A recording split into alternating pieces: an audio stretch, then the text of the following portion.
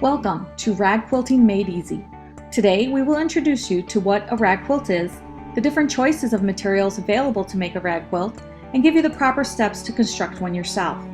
Rag quilts are quilts in which the seam allowances on the front of the quilt are exposed and frayed, while the back of the quilt shows the traditional seams found in quilting. Because a quilter quilts as they go along, there is no need to send out the quilt for professional quilting. It's quick, easy, and very versatile. Anyone can be a quilter. Picture yourself at a baby shower. The mom-to-be opens her present and screams out with joy because it's a handmade quilt for her child. Everyone in attendance whispers to one another that they only wish they could make a baby quilt for their next baby shower. Now you too can make great memories by sewing a baby rag quilt yourself with this video instruction. The only thing needed is to already know how to sew a straight line. In no time, you will be creating your own baby rag quilt.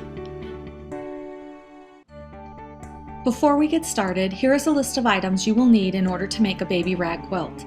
A sewing machine, thread to match your fabric, 1 yard each of 4 different patterns of fabric, pre-packaged batting that is 45 inches by 60 inches, an iron and ironing board, a pair of fabric scissors, a pair of spring-loaded scissors, a rotary cutter, a gridded cutting mat, a quilting ruler, pins, and finally, access to a washing machine and dryer.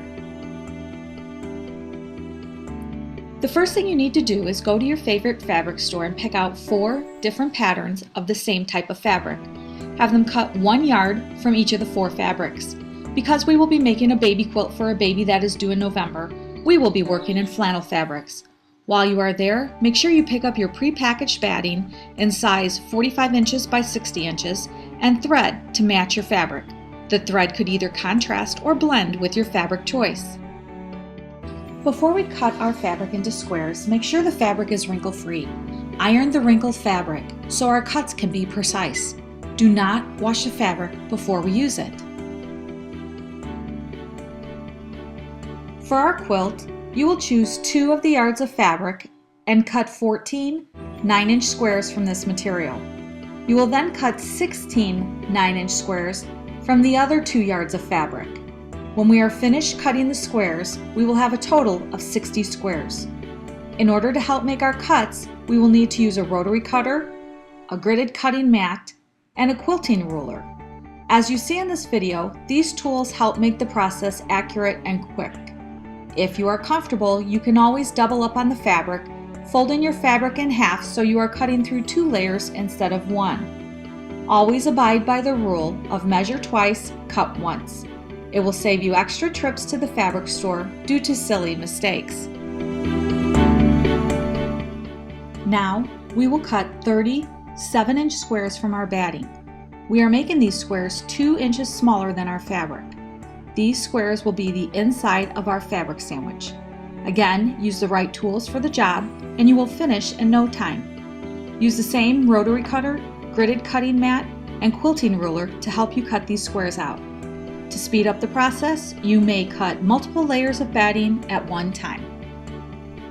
We are now ready to make our fabric sandwiches by stacking the fabric and batting squares. Create the sandwich by using 2 pieces of fabric as the bread and the batting as a filling. First, place 1 flannel print wrong side up on your work surface. Then, place 1 piece of batting in the center of this fabric. You will finish the sandwich off by placing the other piece of flannel print right side up. Just to review, you want the right side of the fabric facing outward and the batting centered in the middle. After you make a fabric sandwich, you will need to pin all 3 pieces of fabric together before sewing. Use a pin in each of the 4 corners to secure the sandwich. This helps keep your sandwich together until it is time to sew.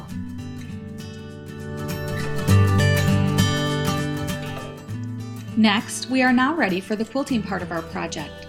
We will quilt each fabric sandwich by sewing an X across the sandwich from corner to corner. For this step, you will not need to backstitch your sewing. Just pick one corner, place the fabric sandwich in your sewing machine, and begin stitching where all 3 fabrics meet. Continue sewing straight through to the other corner, stopping where all 3 fabrics end. Rotate your fabric sandwich and do the same with the other corner to corner stitching. Continue sewing the X onto each fabric sandwich, taking the pins out as you sew. When completed, you will have 30 quilted fabric sandwiches. We are going to take the 30 quilted sandwiches and place them on a flat surface. The only rule here is that you need to have rows of 5 squares wide with columns 6 squares long. There is no right or wrong way to do this. This part totally depends on which pattern you think looks best. It may be a little tricky at the end, but you can always move squares around any way it pleases you. Here is a tip for new quilters. Take a picture of your final layout of the squares. This may come in handy if you misplace the squares when it comes time to sewing the rows together. At this time, we are ready to start sewing the squares together in each row. Place each square on top of the next for the first row. Match up the first 2 squares together and sew one side from top to bottom using a 1-inch seam allowance. Then pick up the next square and sew these squares together, making sure all of your seams are facing the same direction. Continue sewing the squares with the 1-inch seam allowance until the whole row is sewn. Refer back to the picture you took earlier if you have any questions on which blocks should be sewn together. Now we will take the rows and sew them together. You can either start at the top or the bottom of the quilt. Our quilter started at the top and put a yellow pin in the middle square of this row to help identify the top row so she won't be confused later. Place the first and second rows on top of each other with the seams facing out. Match up the first square's seam allowance together and pin, making sure the seams are pinned together flat. Then go back to the start of that row and pin the first squares together. It's okay if the edges do not meet. You want to make sure that the seams are matching up as you go along pinning the rows together.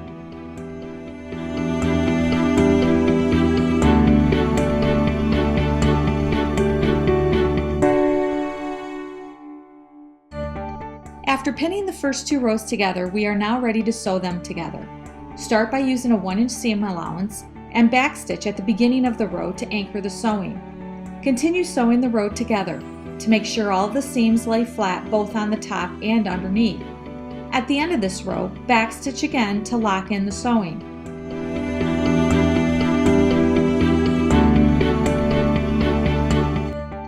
Once you have sewn all of the strips together, you will need to sew a 1-inch seam around the outer edges of the entire baby rag quilt, making sure to anchor your sewing with backstitching when you start and stop sewing. Fold open the seams when you get to each one, sewing them flat down. When you reach a corner, keep the needle in the down position, rotate the quilt 90 degrees so the 1-inch seam allowance is correct, and continue sewing. In doing so, you will not have to start and stop your sewing for each side. It will be one continuous line. When you are finished, don't forget to backstitch.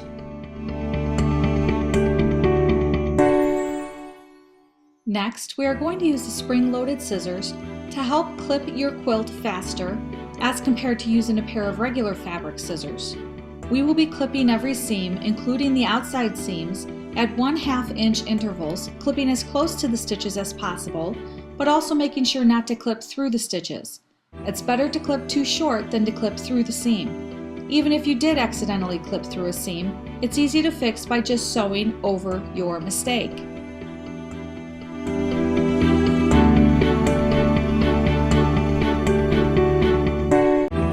We are almost there. This is what your quilt should look like before washing. All seams are clipped on one side and the other side has the traditional quilt look. The last step is to wash and dry your quilt. For a larger rag quilt, it is recommended that you wash and dry your quilt at a commercial laundromat because of both the size of the quilt and the amount of lint that will come off of the quilt. Since we only have a baby-sized quilt, it is alright to wash in your home. Put the quilt in the washer and wash the quilt in cold water. You may use fabric softener if you like. After washing, you can put the quilt in the dryer. Make sure to clean out the lint tray several times throughout the drying process, since there will be extra fabric and strings loosening up. After washing and drying your quilt, the fringes will look all fluffy. The more you wash your quilt, the fluffier it becomes. Our new quilter is overjoyed that she is able to make her own baby rag quilt with these easy-to-follow instructions. The next time she attends a baby shower, it will be a quilt she made that receives all of the praise. With the right step-by-step instructions and the right tools, you can make anyone a proud owner of a rag quilt.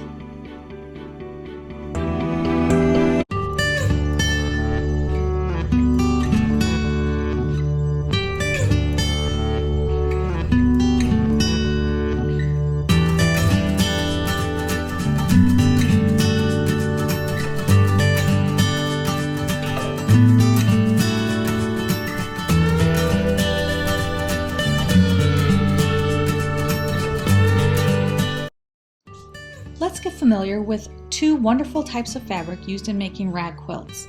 First, there is flannel.